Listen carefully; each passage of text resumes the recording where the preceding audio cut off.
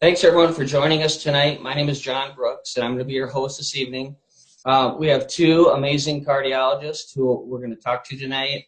We're going to talk about something very amazing. Actually, we're going to talk about something that Washington State University calls the most extraordinary therapeutic and most extraordinary preventative breakthrough in the history of medicine. Okay, and so joining us tonight is Dr. Pratishtha Gandhi and Dr. Mark Gordon. We're going to start with Dr. Gandhi.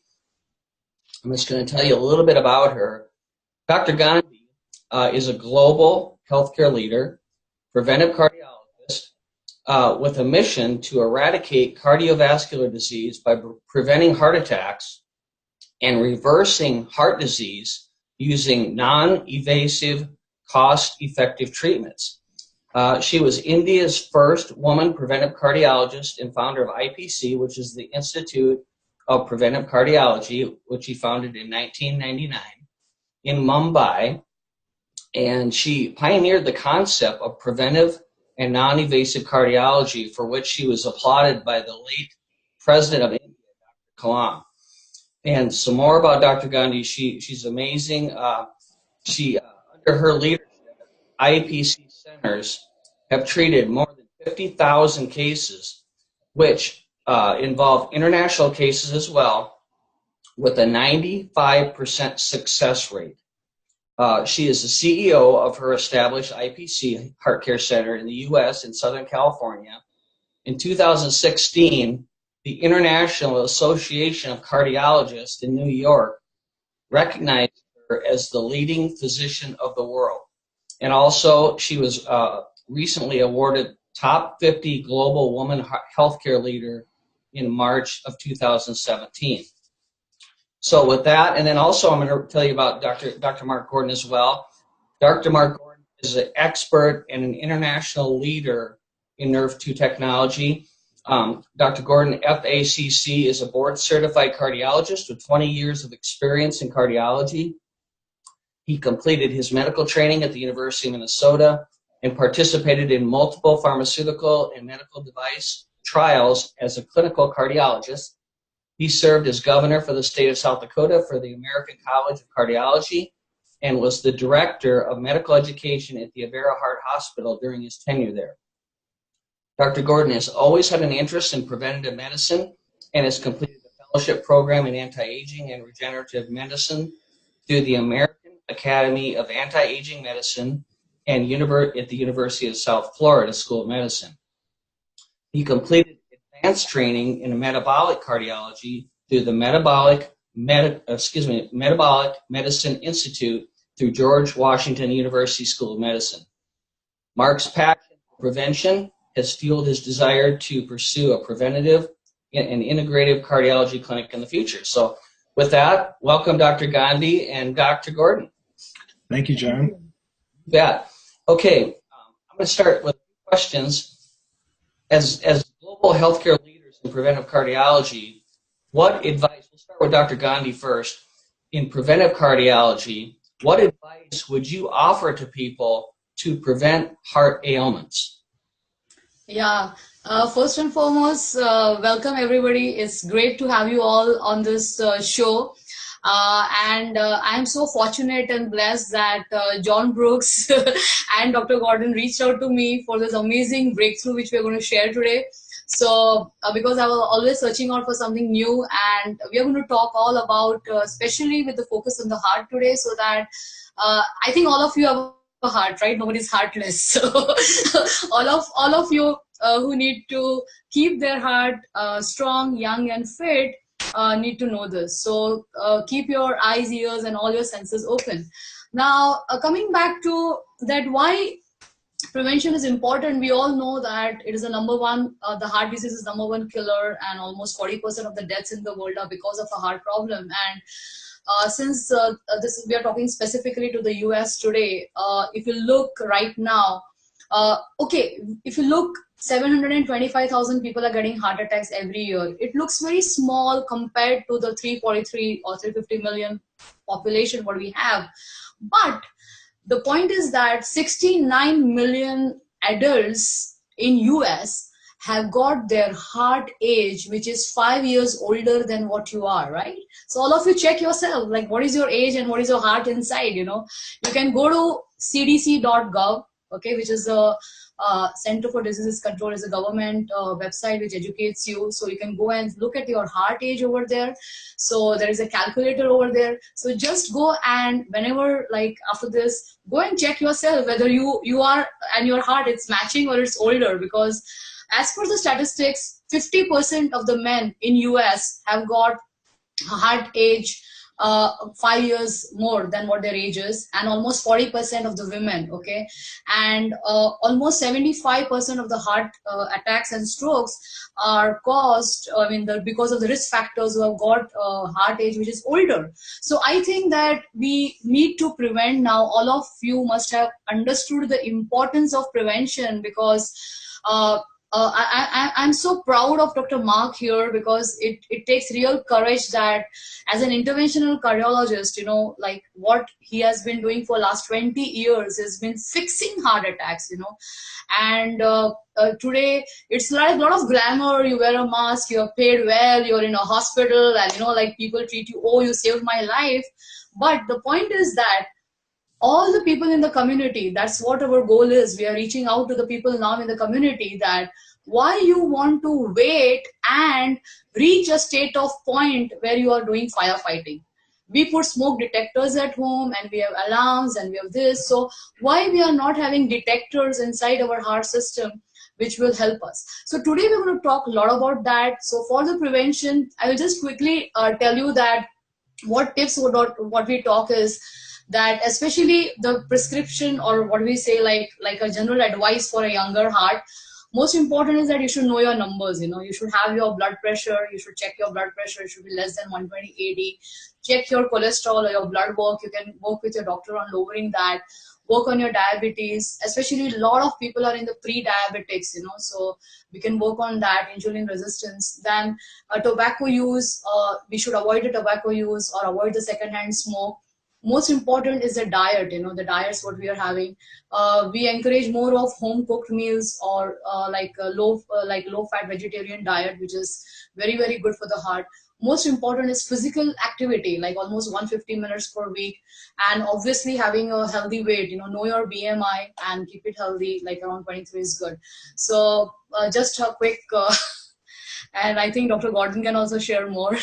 Certainly. Yeah. So getting back to your question, John, about what can you do to prevent cardiovascular disease?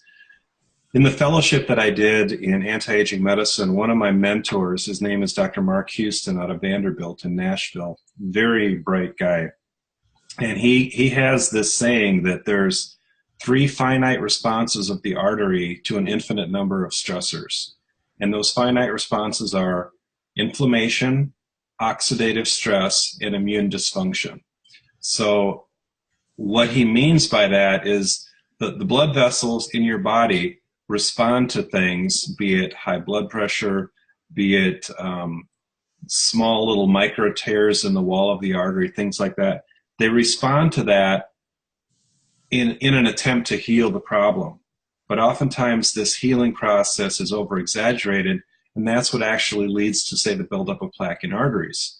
When your immune system is out of control, when your inflammation in your body is out of control, and when your oxidative stress is out of control, it causes that healing process to function in a maladaptive way. And instead of making a nice, smooth, healing scar over, say, the tear in the micro part of the artery, it causes this big cholesterol plaque to build up. So, we always thought that it was just cholesterol that led to cardiovascular disease, but it's really much, much more than that. And Dr. Gandhi can attest to this, that the standard lipid test that people do here in the United States doesn't really help that much, because it kind of gives you the 30,000 foot view, but you really need to dig deeper. And specifically what you need to look at is the oxidized LDL. The LDL cholesterol that is oxidized, and a standard lipid panel does not do that. You have to get an expanded lipid panel to do that. The oxidized LDL is the nasty stuff. That's the stuff that gets into the wall of the artery and starts to form that plaque. And the reason it's oxidized is because the oxidative stress in that individual is high for whatever reason. There could be a number of reasons. Poor exercise, poor diet, other chronic inflammatory conditions that might be going on in the person's body at the time. It's well known that people with autoimmune diseases have higher levels of coronary artery disease because their inflammation all throughout their body is much, much higher. And so that accelerates the process of forming plaques in the arteries. So standard cardiovascular treatment basically is, I tell people, if you need a muffler, you go to Midas, because you're going to get a muffler if you go to Midas, right? If you go to a cardiologist, you're probably going to get a stent. But Dr. Gandhi and I would like to do everything in our power to try to prevent people from getting stents, okay? And there are ways that you can do that through integrative healthcare, through diet, exercise, lifestyle changes, and so forth. And that's kind of the goal that Dr. Gandhi and I have, is to try to help people get through this process without winding up with a bunch of hardware in their heart. Wouldn't you agree? Yes, absolutely. So Dr. Gandhi, perhaps you could talk a little bit about the role of, say, inflammation, oxidative stress, and what you've done and what you see as the potential therapy for that. Absolutely. Actually, as you rightly said, that standard care, according to me, is no care, because we are missing out on a lot of the cases. And currently, there are a lot of pitfalls and gaps in the diagnosis and the treatment. And as we see that, as you rightly said, that even after doing angioplasty or bypass, the blockages are coming back. That's what we always, see. So because we are not able to go to the root cause, that is the inflammation and oxidative stress. And till now, I think all these years, we just knew that we have to eat right or exercise or diet and all that. But the NRF2 activation is such a powerful technology, and it's a real new breakthrough in medicine, what the Washington State University, the results are. So let us a little bit talk about let's go to the cellular level, that we have all studied in high school biology, that the cell has got mitochondria, which is the powerhouse of the cell. And there are a lot of, in the production of the energy, there are a lot of free radicals, which are excreted in the cell. And when we are young, there is a good healthy balance, which is there, of the antioxidant enzymes which are secreted, which combat these free radicals, But as we age, somewhere this gets lessened, and oxidative stress increases, and not only heart, but I think all the diabetes, which is one of the biggest risk factors actually in heart problem, what we call the other diseases also related. I'm not getting, because we are putting mainly to the heart, but the point is that it is very important to reduce this oxidative stress. And one of the main reason why the blockage begins is, like, as you said, the nasty little guy, small oxidized LDL, which actually should be tested. That is also happening because of oxidative stress. So when the NRF2 protein messenger is activated in our body through the right ingredients which are administered, then it can go, and it goes, and it's like a messenger, it's like goes to the nucleus, and then it goes and knocks on the genes, and the good genes which will produce these enzymes start getting regulated, and a lot of these anti-inflammatory genes get activated, anti-fibrotic. So all these genes start getting activated. And what I love about the NRF2 technology is that it is so natural, because I always believed in something like, I have actually a tagline that heal your heart naturally, So I feel that this technology is so powerful, because this is something which I've been talking for 20 years. And I think that law of attraction brought me this breakthrough in medicine, that this NRF2 activation will now go and actually correct your body's wrong things which were happening, and make it right, so that your body starts healing itself and starts working on your cardiovascular system in a very positive manner. Mm-hmm. That's excellent. And so the thing to point out is, this NRF2 protein that we're talking about, it's not just effective on the walls of the arteries, it's effective all throughout the heart and all throughout the body. Absolutely. For that matter. But since we're talking about the heart tonight, There are studies that you can go read on PubMed about NRF2 activation and the protective effect that it has on the lining of the coronary arteries, the endothelium, on the heart muscle cells itself, on the electrical system of the heart, and so forth. And so some of the studies, in fact, looked at the protective effect on heart muscle cells in a condition called pulmonary hypertension, and how it could prevent the development of congestive heart failure on the right side of the heart related to pulmonary hypertension. Perhaps, Dr. Gandhi, you could just give an explanation to the audience what pulmonary hypertension is and why that's such a bad thing, and why it's important to protect your heart.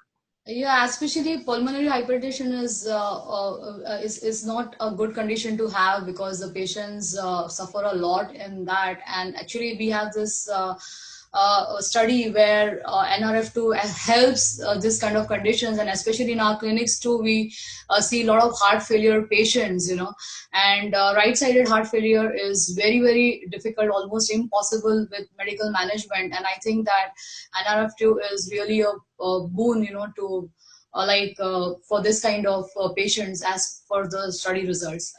Right.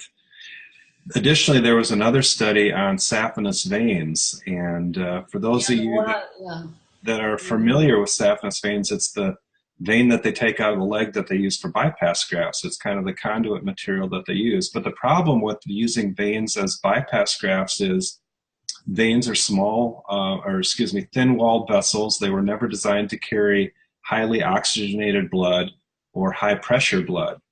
And so the walls of the veins respond poorly when they're switched from a venous conduit to an arterial conduit.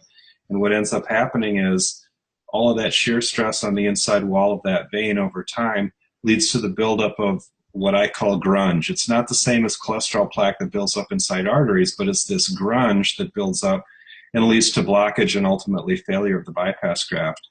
And in one of the studies, they found that NRF2 activation could completely halt that process. Absolutely. And that's a critically important thing for patients that have had bypass surgery.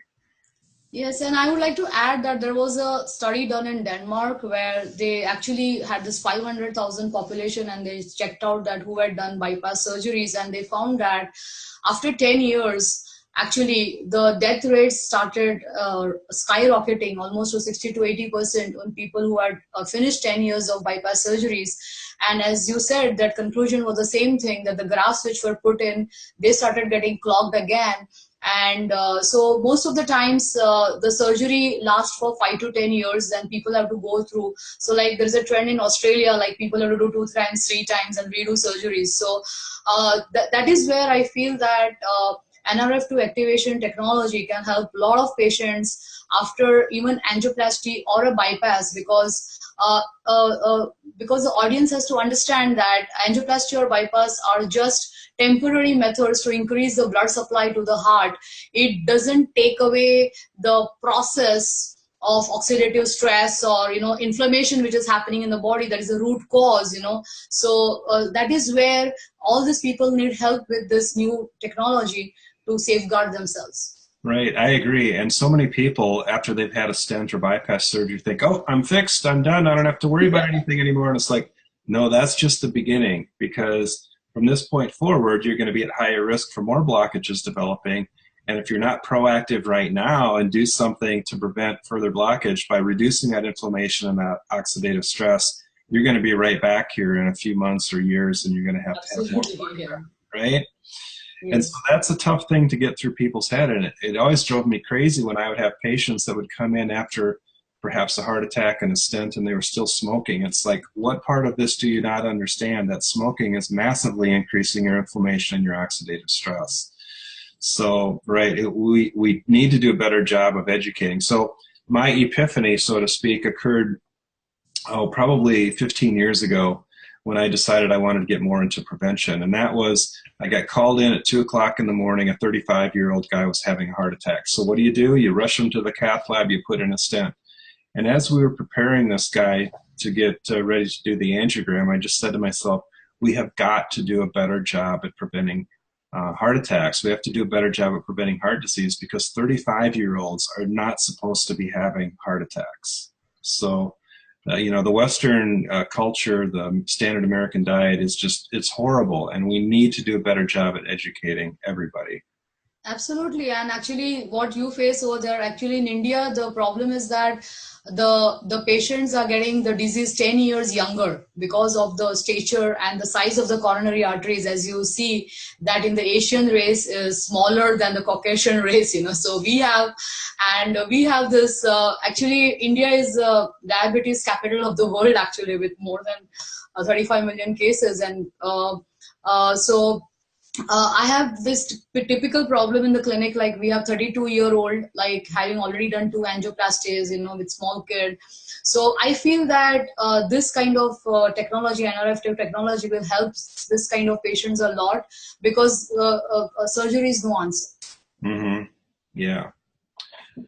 All right, John, we'll give it back to you. Okay, great. All right, next question, doctors. What are the pitfalls in current methods of diagnostic and treatment in cardiology, which has led to epidemic heart disease worldwide? Dr. Gordon, let's start with you on that.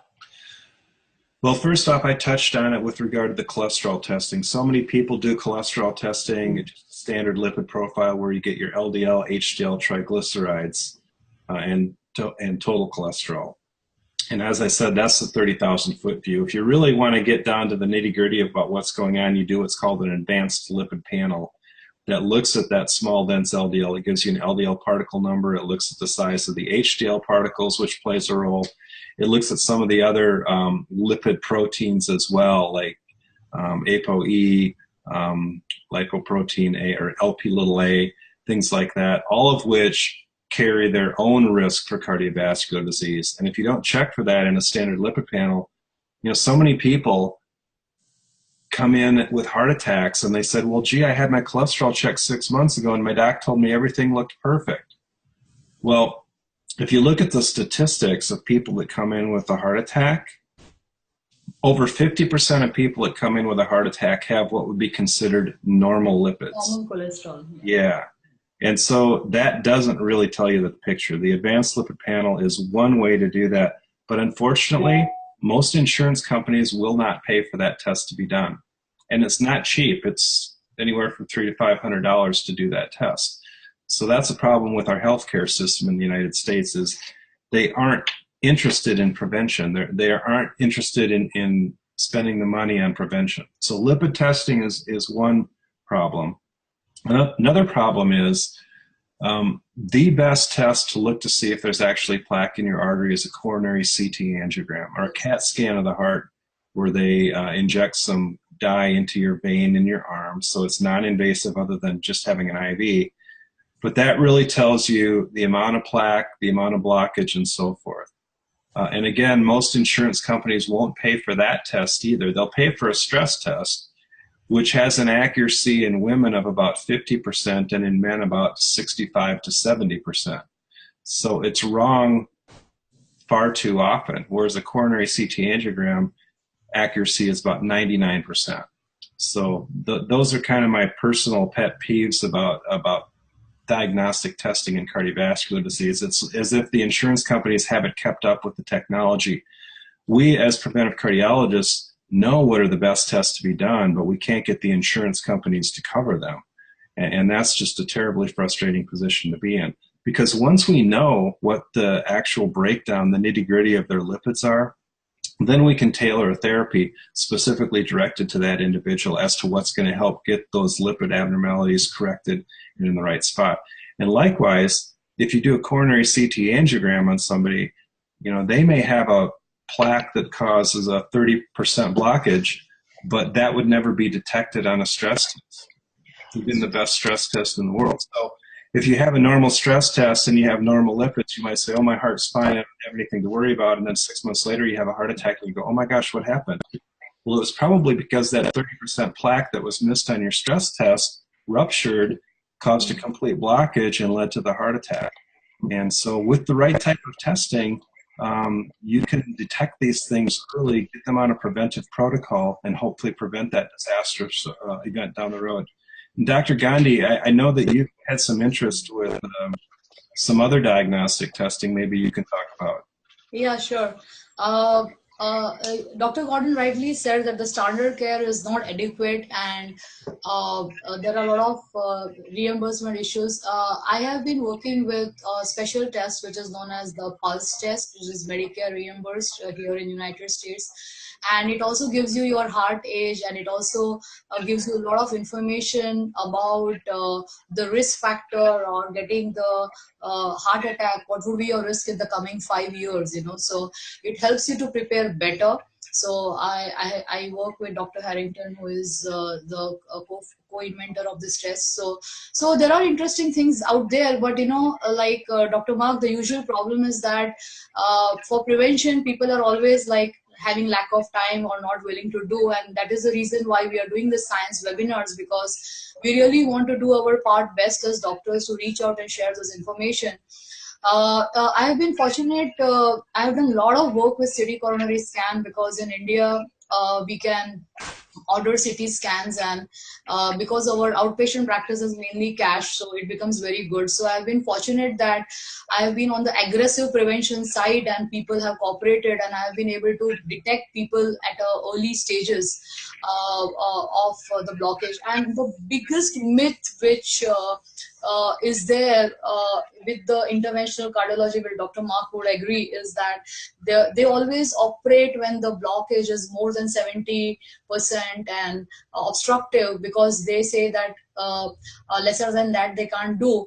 But majority of the heart attacks are happening in blockages less than 70%, and I think that is the biggest pitfall, and that is the reason why we are getting 525,000 new cases, because cases are being missed, and people don't know, they don't have this knowledge.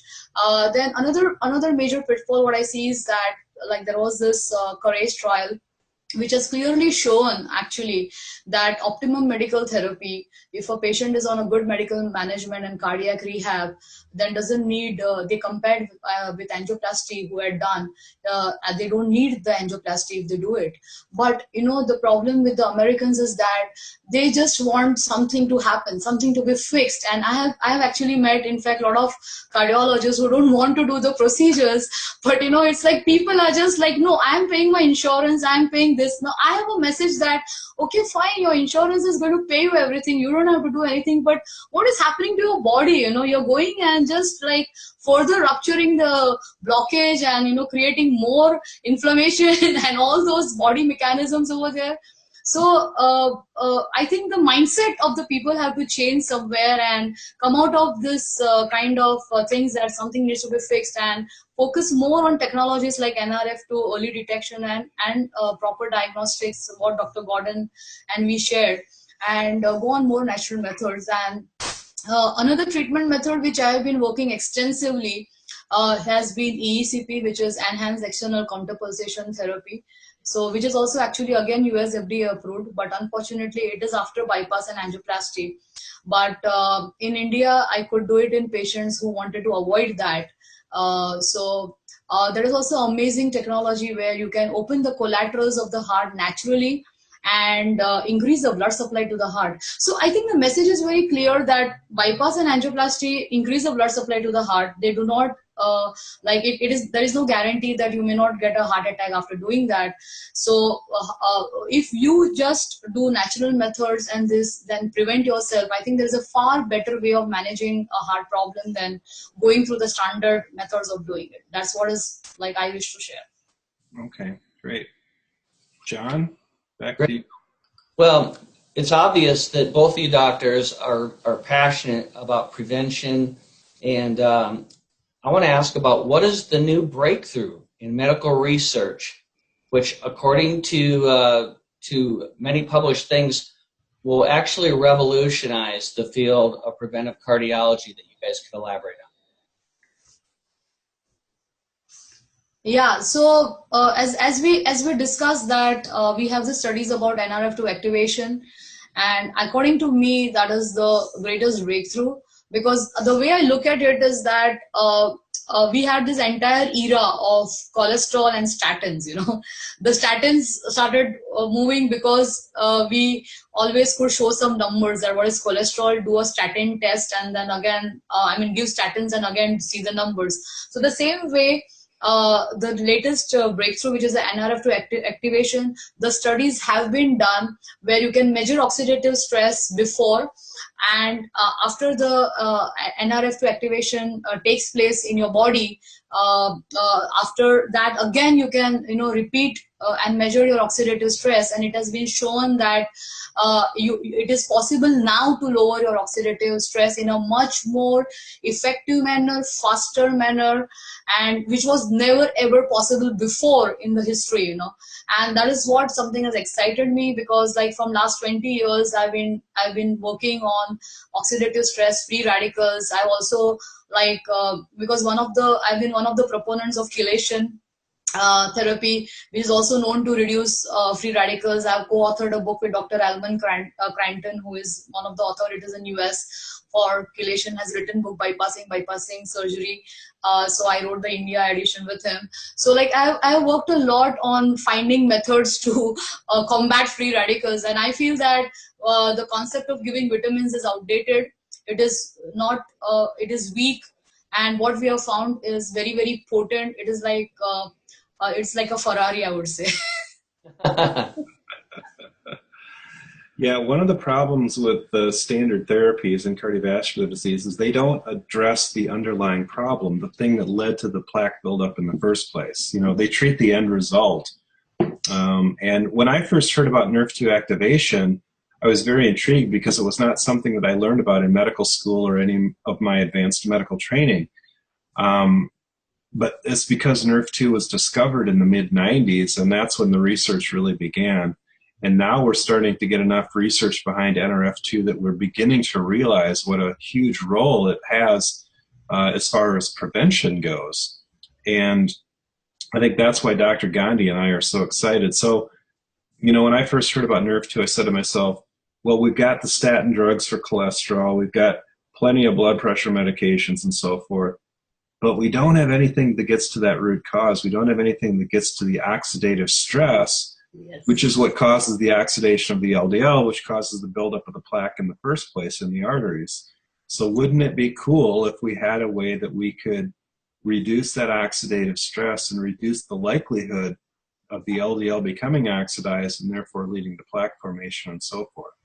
And so as I learned about NRF2, I dug deep into the literature. I started reading everything that I could about NRF2, not only with regard to cardiovascular disease, but also many, many other conditions. Because a couple years ago, Time magazine had a cover that said inflammation, and basically they said it was the root cause or the contributing factor to so many different diseases that we know about.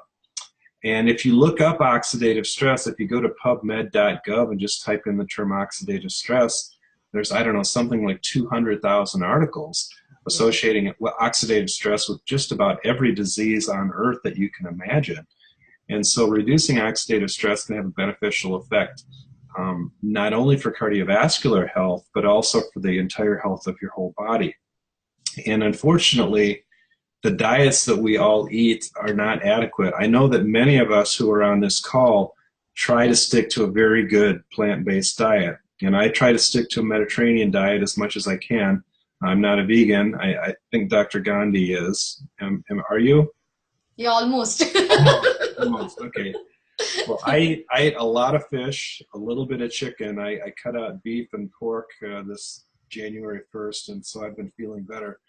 But you don't necessarily have to do that. There's healthy, low inflammation diets or anti-inflammatory diets and so forth that are paleo as well. So I'm not here to push one specific diet on anybody.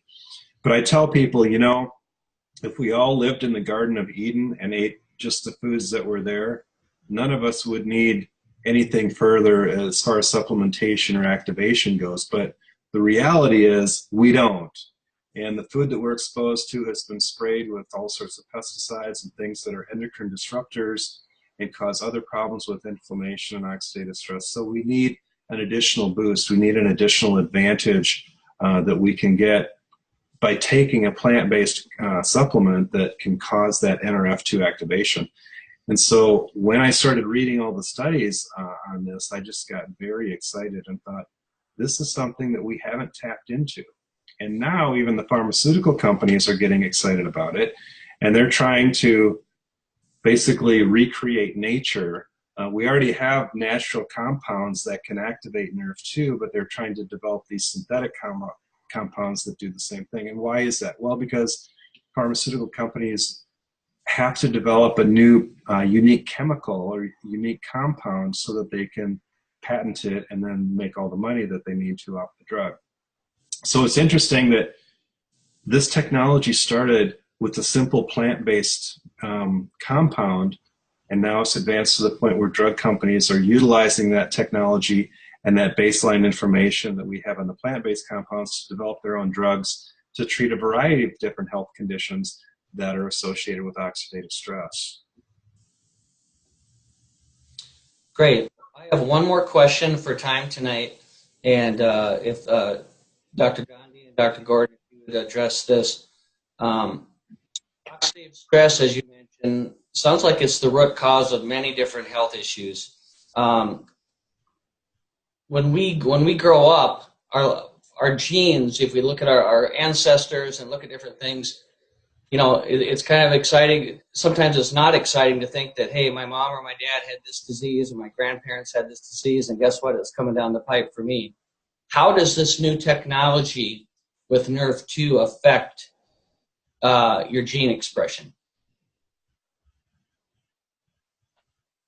Well, that's a great question. We talk a lot about this term called biohacking, and more specifically nutrigenetics or nutrigenomics, which is, if you break that word down, nutra means nutrition, genomics means genes. It's the effect that nutrition, the foods that we eat, the supplements that we take, it's the effect that that has on the expression of genes. So as you said, John, we're all born with a certain set of genes. Some people may have the genetic susceptibility to, say, have colon cancer. Well, it used to be, we thought that, you know, if you've got that genetic susceptibility, there's really not much you can do about it. But now we know that you can turn on and you can turn off certain genes. And so if you do have the genetic predisposition to, say, having colon cancer, eating the right things and taking the right supplements may turn those genes down or turn them off so they never get expressed and lead to the development of cancer. And that's just one example. There's numerous other examples where you can talk about activating the good genes and deactivating the bad genes. And that's what we're really doing with this NRF2 technology through nutrigenomics. And that's what's so exciting. You know, 15, 20 years ago, we never would have dreamed that we could do that with something as simple as a plant-based compound.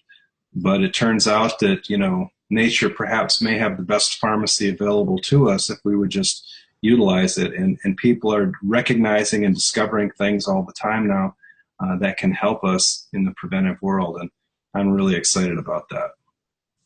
Yeah, and mainly like I come across a lot of people, like, you know, whose parents have got a heart problem or they have died of heart disease, and most of the times they are living it to fate, you know, oh, like, you know, they had it, I will get it, and they become very laxed, you know, and they don't want to take preventive measures, that living up to fate that anyways I will get it. So I think this is a great boon for the people, and I believe that there is this WHO slogan which is there, that place people's health in their own hands, you know. I think it's very powerful, you know, and I used to always wonder that how can you place people's health in their own hands, you know, but I feel with this NRF2 activation technology and the plants-based supplements, which is so easy for people, that they can work and, you know, make good genes, like turn on good genes and control the lot of oxidative stress which relates to aging and heart problems and all.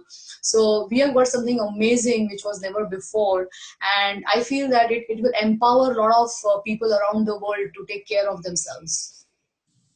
Yes, absolutely. Perfect.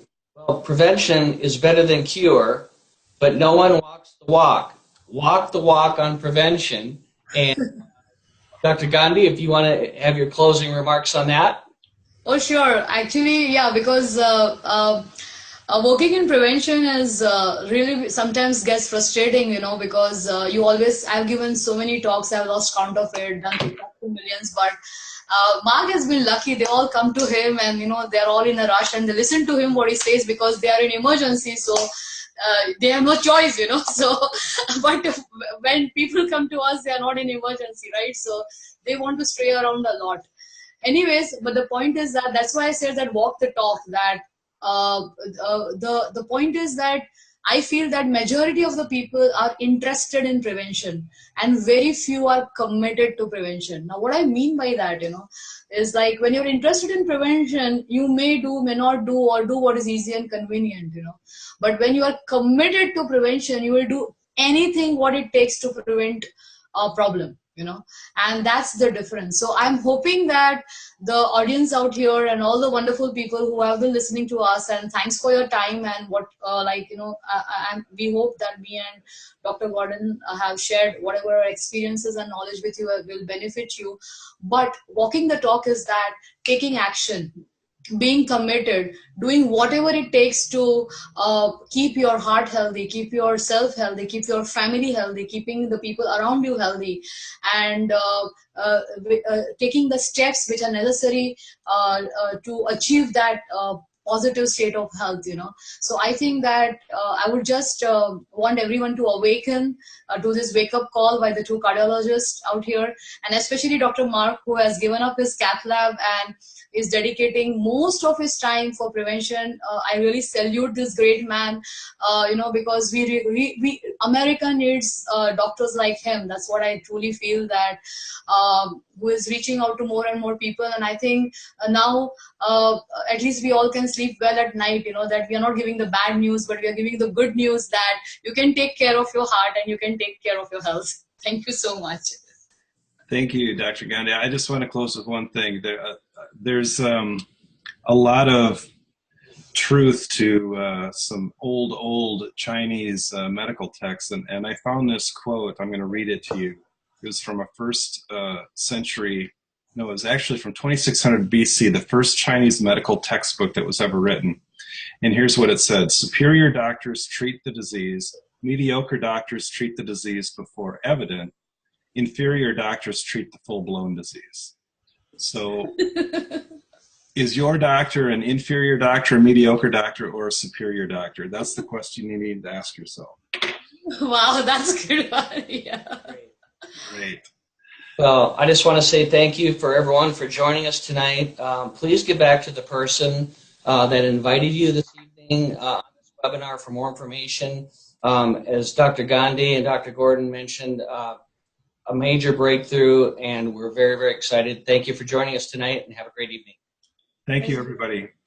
Good night. Thank you. Thank you.